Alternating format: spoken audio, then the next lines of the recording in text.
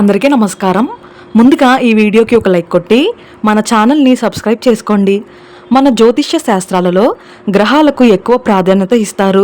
గ్రహస్థితులు సరిగ్గా లేకపోతే ఎలాంటి శుభకార్యాలను నిర్వహించరు. ఇలాంటి కీడు కాలాన్నే మూఢం అని అంటారు. అయితే ఈ నెల నవంబర్ 26వ తేదీ నుండి వచ్చే సంవత్సరం ఫిబ్రవరి 17 వరకు శుక్రమౌఢ్యమి ఏర్పడుతుంది. సుమారు 80 రోజుల పాటు అంటే 3 నెలల పాటు మంచి రోజులు లేవనే చెప్పాలి.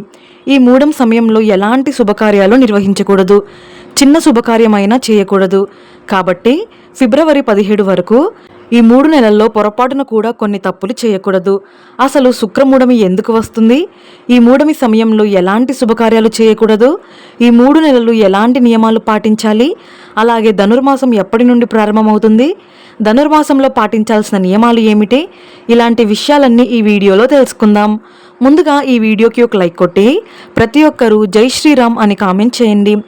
మూఢం 2 రకాలుగా ఉంటాయి. శుక్రమౌఢ్యమి అలాగే గురుమౌఢ్యమి. ప్రస్తుతం శుక్రమౌఢ్యమి ఏర్పడుతుంది.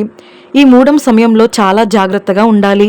ఈ సమయంలో ఏదైనా శుభకార్యం చేస్తే అస్సలు కలిసిరాదు. లేదంటే మీ ఇంట్లో చెడు సంఘటనలు జరగవచ్చు. ఆర్థిక నష్టాలు కూడా సంభవిస్తాయి.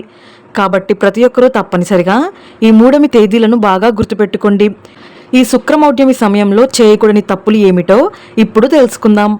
ముఖ్యంగా ఈ శుక్రమూఢమి సమయంలో పొరపాటును కూడా వివాహాలు జరిపించకూడదు. అలాగే పెళ్లి చూపులు నిర్వహించకూడదు. లగ్న పత్రికలు కూడా రాయకూడదు. కనీసం పెళ్లి మాటలు కూడా మాట్లాడకూడదు. ఈ శుక్రమూఢమి సమయంలో వివాహాలు జరిపిస్తే మాత్రం కొత్త దంపతుల మధ్య అనుబంధం ఉండదు. గొడవలతోనే జీవితం సాగిపోతుంది. ఆ బంధం ఎప్పటికైనా సరే విడిపోతుంది. కాబట్టి ఈ మూఢమి సమయంలో వివాహాలు చేయకూడదు. అలాగే ఈ శుక్రమూఢమి సమయంలో కొత్త వ్యాపారాలు కూడా ప్రారంభించకూడదు. అలాగే నూతన వ్యాపారాల్లో పెట్టుబడులు పెట్టకూడదు. ఈ కాలంలో వ్యాపారాలు ప్రారంభిస్తే వ్యాపారాల్లో అధిక నష్టాలు ఏర్పడతాయి. అలాగే మనలో చాలామంది పిల్లలకు పుట్టు వెంట్రుకలు తీయిస్తారు. కానీ ఈ శుక్రమూఢమి సమయంలో చిన్నపిల్లలకు పుట్టు వెంట్రుకలు తీయించకూడదు. అలాగే చెవులు కూడా కుట్టించకూడదు. ఈ మూఢమి సమయంలో పుట్టు వెంట్రుకలు తీయిస్తే చిన్నపిల్లలకు అనారోగ్య సమస్యలు ఏర్పడతాయి. అలాగే నూతన వాహనాలు కూడా కొనకూడదు. ఈ సమయంలో వాహనాలు కొంటే వాహన ప్రమాదాలు జరిగే అవకాశాలు ఉంటాయి. ముఖ్యంగా ఈ మూఢమి సమయంలో నూతన గృహప్రవేశాలు చేయకూడదు. అలాగే ఇంటి నిర్మాణానికి సంబంధించిన శంకుస్థాపన పనులు కూడా ప్రారంభించకూడదు. అదేవిధంగా కొత్త ఇంటికి మారకూడదు. ఇక అద్దెళ్లలో ఉండేవారు కూడా ఈ శుక్రమూఢమి సమయంలో ఇల్లు మారకండి. మూఢమి సమయంలో ఇల్లు మారితే ఆ ఇల్లు మీకు అస్సలు కలిసి రాదు. అలాగే మనలో చాలామంది దేవుని మొక్కులు తీర్చుకుంటూ ఉంటారు. కానీ ఈ మూఢమి సమయంలో దేవుని మొక్కులు కూడా తీర్చకూడదట. అలాగే మనలో చాలామంది ప్రత్యేకంగా దేవుని వ్రతాలు చేసుకుంటారు. అయితే ఈ మూఢమి సమయంలో ముఖ్యమైన వ్రతాలను కూడా నిర్వహించకూడదు. ఇక ఉపనయనాలు కూడా చేయకూడదు. ఇంట్లో యజ్ఞాలు నిర్వహించకూడదు.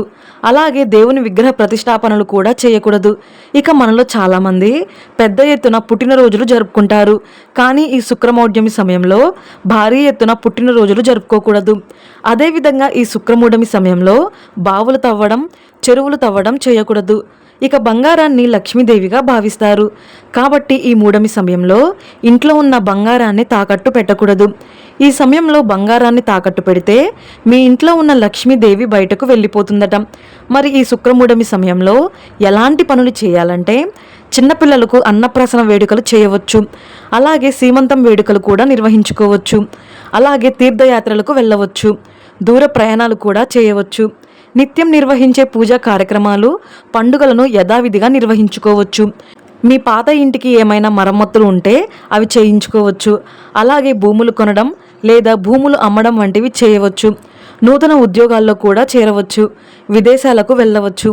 అలాగే కొత్త వస్త్రాలను కొనుగోలు చేయవచ్చు. ఇక దేవాలయంలో అన్నదానాలు నిర్వహించవచ్చు. నవగ్రహ శాంతులు మరియు హోమాలు కూడా నిర్వహించుకోవచ్చు. అయితే ఈ మూఢమి సమయంలో గర్భిణీ స్త్రీలు అలాగే బాలింతలు దూర ప్రయాణాలు చేయకూడదు. ఒకవేళ తప్పనిసరిగా ప్రయాణాలు చేయాల్సి వస్తే అశ్విని నక్షత్రం లేదా రేవతి నక్షత్రాల్లో ప్రయాణాలు చేయాలి. ముఖ్యంగా ఈ శుక్రమూఢమి ఉన్నన్ని రోజులు అంటే వచ్చే సంవత్సరం ఫిబ్రవరి 17 వరకు ప్రతి శుక్రవారం లక్ష్మీదేవిని పూజిస్తే మీ ఇంటి ఆదాయం పెరుగుతుంది. అలాగే ప్రతి శుక్రవారం తప్పనిసరిగా శుక్ర మంత్రాన్ని చదవండి. ఆ మంత్రం ఏమిటంటే ఓం సుం శుక్రాయ నమః.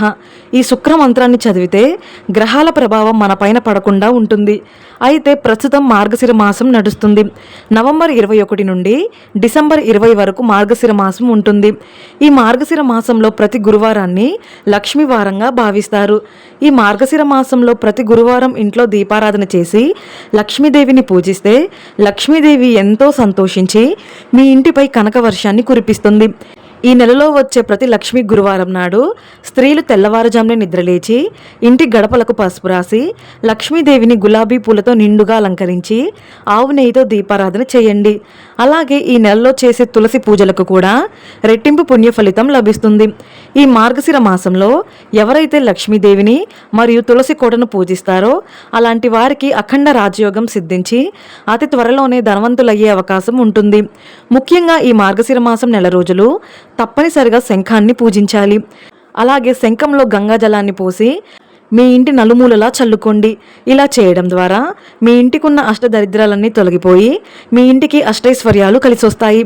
అలాగే శ్రీకృష్ణుడికి ఎంతో ఇష్టమైన భగవద్గీతను ఈ మార్గశిర మాసంలో చదివితే చాలా మంచి జరుగుతుంది. ఈ నెలలో భగవద్గీతను చదివితే మనం తెలియక చేసిన పాపాలన్నీ తొలగిపోతాయి. మరీ ముఖ్యంగా ఈ మార్గశిర మాసం నెల రోజులు ఉదయం స్నానం చేసిన తర్వాత ఓం కృష్ణాయ నమః అనే మంత్రాన్ని 21 సార్లు చదవండి. ఈ మంత్రాన్ని జపించడం వల్ల మీ కోరికలన్నీ ఖచ్చితంగా నెరవేరుతాయి. ఈ మార్గశిర మాసంలో ధనుర్మాసం ఏర్పడుతుంది. డిసెంబర్ 16వ తేదీ సోమవారం నుండి ధనుర్మాసం మొదలై జనవరి 14 వరకు ఉంటుంది. ధనుర్మాసంలో చేసే పూజలకు కూడా ఇంకా రెట్టింపు పుణ్య ఫలితం లభిస్తుంది. మనకు ఏడాది కాలం అంటే దేవతలకు ఒక్క రోజుతో సమానం. అందులో భాగంగా ఈ ధనుర్మాసం నెల రోజులు దేవతలకు ప్రాతకాలం అని చెబుతారు. కాబట్టి ఈ మార్గశిర మాసం నెల రోజులు అలాగే ధనుర్మాసం నెల రోజుల పాటు లక్ష్మీదేవిని మరియు విష్ణుమూర్తిని విశేషంగా పూజించండి. అలాగే ఈ ధనుర్మాసం నెల రోజులు ఇంటి ముందు రంగురంగుల ముగ్గులు వేసి ముగ్గు మధ్యలో గొబ్బెమ్మలు పెట్టాలి. ఈ ధనుర్మాసంలో ప్రతిరోజు ఉదయం సాయంత్రం దీపారాధన చేయాలి. ధనుర్మాసంలో పూజలు చేసేవారు మహావిష్ణువుని విశేషంగా పూజించి చక్కెర పొంగలి, పులగం, దద్దోజనం వంటి నైవేద్యాలను నివేదించాలి. ఈ మార్గశిర మాసంలో అలాగే ధనుర్మాసంలో మీకున్న స్తోమతను బట్టి పేదలకు దాన ధర్మాలు చేయండి. ముఖ్యంగా పేదలకు దుప్పట్లను దానం చేస్తే కోటి జన్మల పుణ్య ఫలితం లభిస్తుంది. అలాగే పెళ్లి కాని అమ్మాయిలు ఈ ధనుర్మాసంలో తప్పనిసరిగా కాత్యాయని వ్రతాన్ని ఆచరించాలి. పూర్వం ఈ వ్రతాన్ని స్వయంగా శ్రీకృష్ణుడి సలహా మేరకు గోపికలు ఆచరించి శ్రీకృష్ణుడిని భర్తగా పొందారట. శ్రీ గోదాదేవి కూడా ఈ వ్రతాన్ని ఆచరించి శ్రీ రంగనాథుడిని భర్తగా పొందినట్లు మన పురాణాలు వివరిస్తున్నాయి. ధనుర్మాసంలో కాత్యాయని వ్రతం ఎలా చేయాలంటే స్త్రీలు తెల్లవారుజామునే నిద్రలేచి ప్రతిరోజు ఇంటిని శుభ్రం చేసుకుని ఇంటి ముందు బియ్యం పిండితో ముగ్గులు వేసి ఆ ముగ్గు మధ్యలో ఆవు పేడతో చేసిన గొబ్బెమ్మలు పెట్టి ఆ గొబ్బెమ్మలను బంతిపూలతో అలంకరించి నమస్కారం చేసుకోండి. అనంతరం ఇంట్లో దీపారాధన చేసి మహావిష్ణువుని అలాగే లక్ష్మీదేవిని విశేషంగా పూజించాలి. ఇక వచ్చే సంవత్సరం 2026 ఫిబ్రవరి 17 వరకు శుక్రమూఢమి ఉంది. అసలు ఈ శుక్రమూఢమి అంటే ఏమిటో ఇప్పుడు తెలుసుకుందాం. ఈ మూఢం సమయంలో శుక్రగ్రహానికి చాలా తక్కువ శక్తి ఉంటుంది. శుక్రగ్రహం బలంగా ఉంటేనే శుభకార్యాలు చేయడానికి మంచి రోజులు ఉంటాయి. కానీ ఎప్పుడైతే శుక్రగ్రహం బలహీనంగా ఉంటుందో ఆ సమయంలో ఏ పని చేసినా అస్సలు కలిసిరాదు. దీన్నే శుక్రమూఢమి అని అంటారు. ఈ వీడియో మీకు నచ్చితే లైక్ చేసి సబ్స్క్రైబ్ చేసుకోండి. జై శ్రీరామ్.